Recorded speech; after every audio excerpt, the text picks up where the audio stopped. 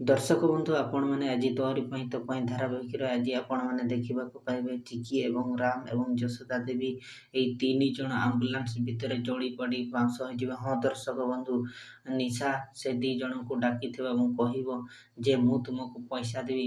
ପ୍ରଥମେ ସେମାନେ ରାମ ଓ ଚିକି ବାଟରେ ଯାଉଛନ୍ତି, ସେମାନଙ୍କୁ ଏକ୍ସିଡେଣ୍ଟ କର ଏବଂ ସେମାନଙ୍କୁ ମାରିଦେଇ ଆସ, ଏମିତି ତାପରେ ଯାଇକରି ପଇସା ଦେବି ଏମିତି କହିବ ସେ ନିଶା। ସେତିକି ବେଳେ ସେମାନେ 2 ଜଣ ଜୋରରେ ଗୋଟେ ପିକଅପ୍ ଧରିକି ଆସୁଥିବା ବେଳେ ହଠାତ୍ କିନା ପଛ ଆଡ଼ୁ ଧକ୍କା ଦେବେ ଏବଂ ସେପଟେ ଜଳି ପଡ଼ି ପାଉଁଶ ହେଇଯିବ ଏବଂ ଦର୍ଶକ ତାପରେ ସେପଟେ ଜଳି ପଡ଼ି ପାଉଁଶ ସେମାନେ ଦେଖିବେ ଯେ ହଁ ମରିଗଲେ।